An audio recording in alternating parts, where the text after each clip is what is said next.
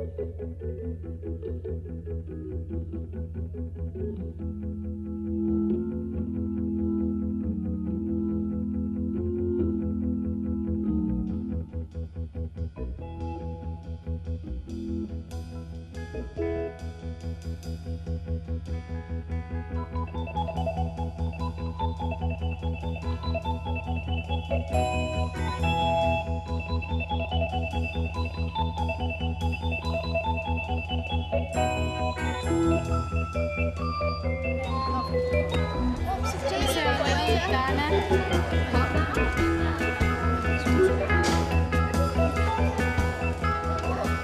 pupil audit approach was something that I thought was really important, having observed some other development education practitioners in England a few years ago, and we were sharing ideas for whole school approaches to support whole school teams on global learning across their curriculum. And one thing we wanted to do was see whether we could identify stereotypes, misunderstandings and prejudices that children and teachers would hold about other people and places and about global learning, about development issues. Put it down, put it down, put it down.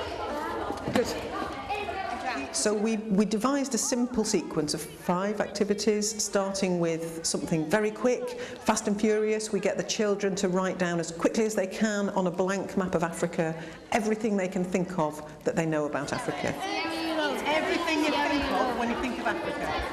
What might it be like, what might it feel like, what would it look like, what would you see, what's there, write it all down. Good. It's very hot. Everything that they say, write it down as quick as you can. Africa has one of the 8 wonders of the world. Put it down. Yeah. Put down schools. Put down schools. Like, schools all over the place. Yeah. Because they have schools, we even saw it. Poorer than Britain.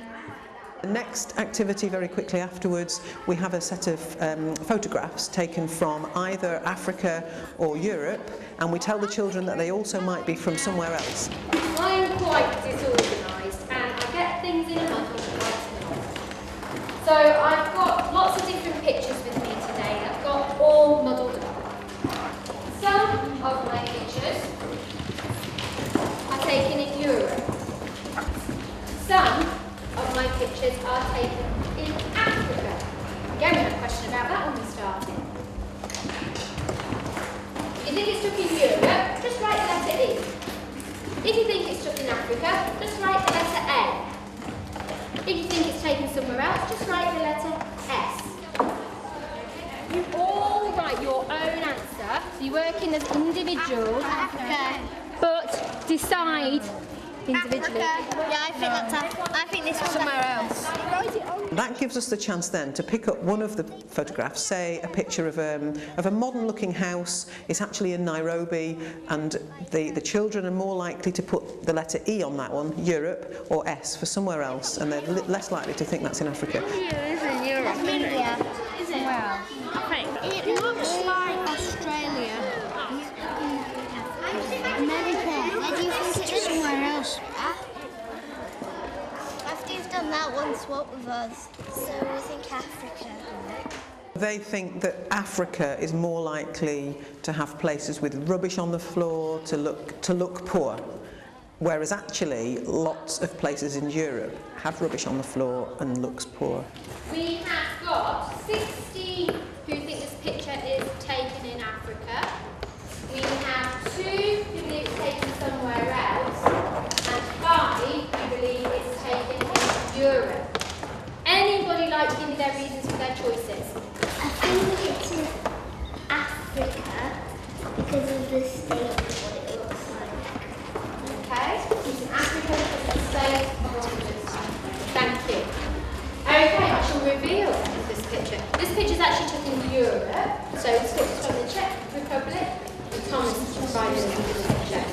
The audit activities were carried out with a large number of students in Ghana as well, and that was a shared perception that children in the European schools and children in the African schools were all more likely to see a picture that showed a rubbish dump or a sort of messy place.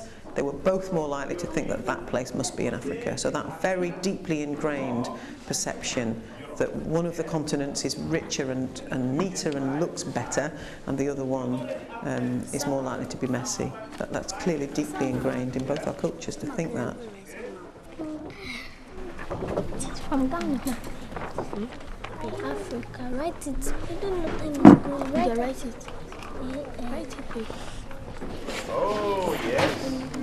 Very beautiful environment. Look. Yeah, very beautiful environment. Look at that. Yes? Yes, and what do you say about this picture? Where was it taken? It's taken in Africa. Oh. Why do you think it's taken in Africa?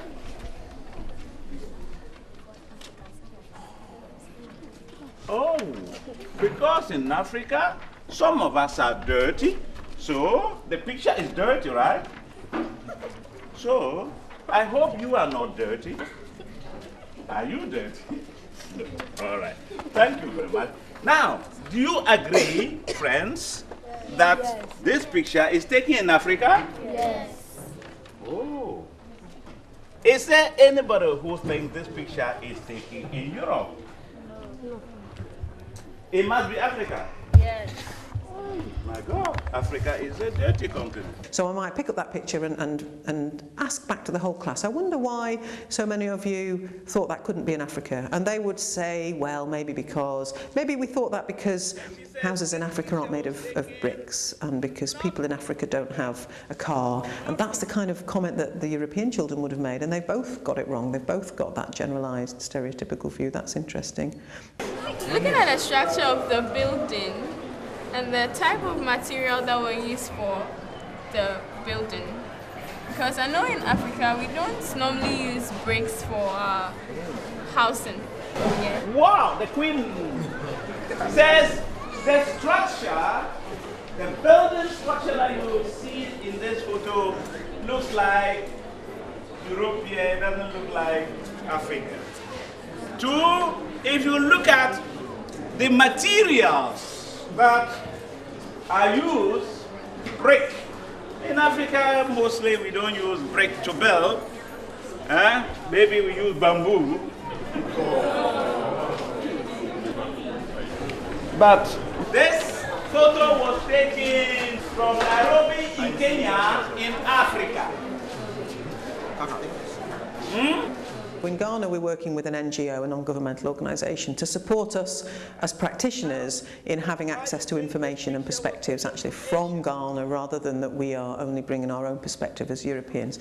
And we decided to extend the involvement of that partner to include working with schools in Ghana, because we felt that actually, even at this level of the pupil audit, it would be really interesting to find out from children in Ghana, what do they think are the answers to some of these puzzles? What do they think of when they think of Europe? What are their perceptions of us? What are their stereotypes? In Europe, the people are beautiful and kind. Their cities are very nice building, and their surrounding is very clear. They have many animals. There are many story buildings in Europe. Their surroundings are clean. The people in Europe are mostly white. The people in Europe are beautiful. There are very rich people in Europe because of their money. Yes, they have finished. The last point is that they have very rich people in Europe because of their money. Okay, good. So of course, yes, the children in Ghana are going to have lots of ideas of what they think it's like in Europe. I expected that they would think that we are generally rich, that we generally have the things that we need, and that generally we live in urban areas. That's what I thought that the Ghanaian children would say. I was quite shocked when I heard that one of them said they thought that we would all be racist. That was shocking. We have immoral behaviour. Yeah. My first point is that they are racist. Second, immoral behaviors. Example, homosexuality is legalized. Then they have negative mentality about Africans. And education is practical, and they have a high level of technology. Third, there's occultism and atheism. Most of them don't believe in God, and they rather practice other religions and occults like the Freemason and Illuminatis. Thank you. world. And those are the generalisations or the superficial answers that the children already carry and hold those views. So yes, whilst these are difficult topics, it's really important, if we're going to do global learning in the classroom, that we absolutely take account of what the children already think they know, in order to then devise some kind of education programmes, inquiry-based learning programmes that help the children to think more about those answers and to develop a more sophisticated understanding. Abortion is legalized. They don't arrest them for abortion. Occultism is. So that, again, back in the European schools, we could have something really visual and concrete. So the teachers could start off by considering what they might expect it to be like in a school in Ghana, and that, again, to directly challenge those stereotypes that we hold. So in this programme, we're working with teachers alongside us in their classrooms and supporting the teachers with possible other sources of information, and also with lots of really practical, usable classroom materials. Also because they might immediately think of rural localities, and we do tend to think of Africa as being rural villages. And yes, there are rural places in Ghana, and there's urban places too. So for us to show Accra, to show big schools in Accra with quality learning and with schools that actually look pretty much like the schools that children go to in England. The quality of the school buildings, the professionalism of the staff in Ghanaian schools, all of that is going to really challenge what quite a number of people in England might be thinking they would see in a school in Ghana. That's really helpful for challenging stereotypes in our project. Then we ask the children to think about rich and poor and what poor might mean, and so we have a quick action where they have to stand on a line, so rich and poor at one end of the line, poor and not poor, and get them to wonder about what poor might mean. Can there be poor people in Europe? Are there poor people in the country I live in? And for them to think about relative poverty and absolute poverty, and again for us to get a quick snapshot of what they understand by the concept of poverty. We then ask them to think about the causes of poverty and hunger in the world, and again, very quickly we get them to look at some possible answers to that question. Why are people hungry in the world? And we've made some cards with possible answers on 8 possible answers.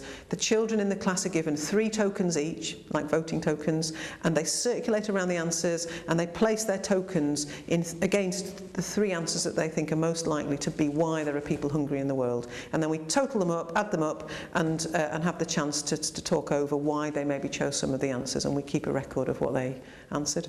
And then the final activity, they work in small groups, and they are asked to think about how they might make a difference in the world. And again, there are some prompts for them, so answers that we've provided already. They might also come with some of their own, so some blank cards as well they can write their own answers on, and put them in an order according to what they think would be actions that make the most difference in the world. And again, we then record those answers, and we've compared between the countries, within the countries, and across the European and African responses as well, to see whether there are any patterns, whether the children already have a more sophisticated understanding in one country as compared to another. And so for us, those comparisons have been really interesting.